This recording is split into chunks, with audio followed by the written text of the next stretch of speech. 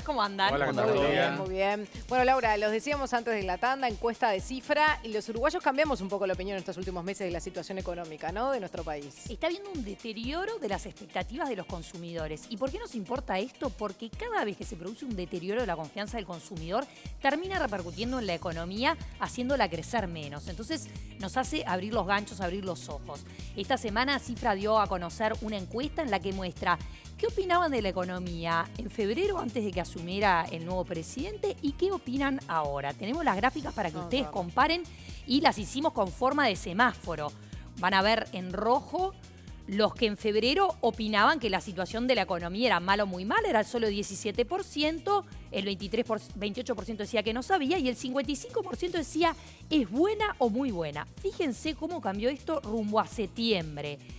El porcentaje que dice que la situación económica del país es mala o muy mala subió a 47%. Prácticamente la mitad de los uruguayos opina que estamos en una mala situación económica. ¿Será una opinión o que realmente se sienten mal ellos? Y bueno, eso es, son expectativas. Ellos dicen, mira, la economía está marchando mal. La pregunta exacta es, ¿cómo calificaría la situación económica actual del país? Y la persona contesta, mala o muy mala, la mitad de la gente. Sí. Y solamente un 34%, es decir, la tercera parte, considera que la situación es buena. Y además el cambio en solo 6 meses que se acentúa entre julio y septiembre, porque en julio 27% nada más contestaba que era mala y ahora en septiembre 47%. Es decir que en este invierno los uruguayos parecen haberse dado cuenta de que la cosa está peor de lo que pensaban. Los uruguayos leen los diarios, miran la tele, ven lo que está pasando en Brasil, ven lo que está pasando en el mundo. Nosotros tenemos hogares informados, donde la gente se interesa por lo que está sucediendo. Y esta falta de confianza del consumidor no se refleja solo en la encuesta que dio a conocer Cifra, sino que hay otra encuesta que calcula un índice de confianza del consumidor, que la hace la Universidad Católica junto a Equipos Mori, y ahí también se dio a conocer el índice de agosto y por 6 meses consecutivos se dio una baja de la confianza del consumidor y también se dio una baja de la predisposición a comprar bienes duraderos. Bienes duraderos que es una heladera, un lavarropas, un auto. Es decir que...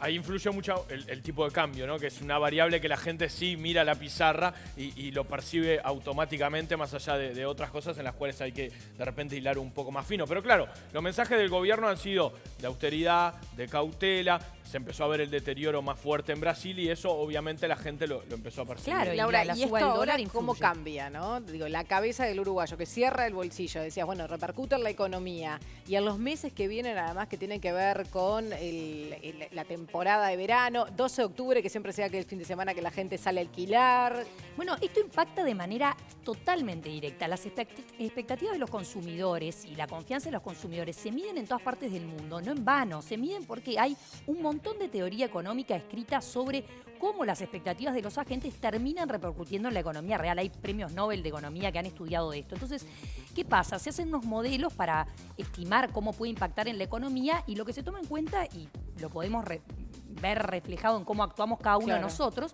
Cuando nosotros vamos a hacer una compra o un gasto, ¿en qué pensamos? Pensamos en cuánto estamos ganando hoy, el sueldo que tenemos, pero también reflexionamos acerca de cómo van a ser nuestros ingresos en el futuro, qué es lo que se nos viene.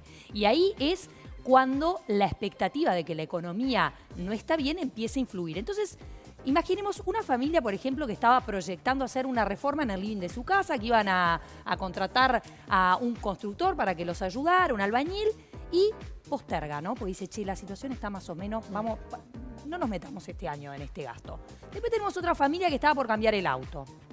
Ve que los autos usados se están vendiendo a precios muy bajos, es muy difícil venderlos, y por más que los 0 kilómetros han bajado de precio, esa gente dice, bueno, ¿será el momento ahora que Brasil está tan mal, que el gobierno da mensaje de austeridad? ¿Será el momento de comprar el auto? No lo compra. Laura, ¿puede ser que se haya vuelto más importante este índice debido a que en los últimos años el consumo del nuevo uruguayo se volvió mucho más importante para el crecimiento de la economía de lo que era antes? Por supuesto, aparte, en los últimos años, como el dólar había estado planchado, el uruguayo, todo lo que podía adquirir en dólares, los electrodomésticos, el plasma, el auto, le resultaba mucho más fácil de comprar. Entonces, tenemos estos consumidores que frenan estas decisiones. Entonces, ¿cómo repercute? El que no hizo la reforma de su casa repercute directamente en el que se gana la vida El albañil. haciendo esas cosas. El albañil, el constructor, el carpintero. El que no compró el auto repercute en las ventas de las automotoras. Después el otro, el que salía en octubre a alquilar, se va a alquilar una casita en La Paloma, ahora está mirando Brasil y dice, che, cervezas, camarón, es todo barato. Buen clima. ¿Sabés qué? Agarramos el Ya auto, está. cargamos nafta después de cruzar la frontera y nos vamos para Floripa, porque son cosas que se dan. Porque además no nos olvidemos que también el dinero le rinde menos acá, con los 1.000 pesos que gastaba en el mes pasado en el supermercado, ahora compra menos. Exactamente. Entonces, eso hace que todas estas decisiones en conjunto terminen repercutiendo en otras personas y en empresas de la economía, porque las empresas empiezan a percibir que están vendiendo menos, empiezan a dudar de sus decisiones de inversión frente a un consumidor que compra menos. Dicen, bueno, ¿vamos a abrir el nuevo local, sí o no? ¿Contratamos ese empleado nuevo que íbamos a contratar? Y estamos en duda. Incluso algunas eligen despedir gente. Ahora, Laura, en los últimos 10, 11 años el consumo había estado a niveles muy altos, era uno de los motores fuertes de la economía. De hecho, crecía más de lo que crecía la economía en algunos momentos.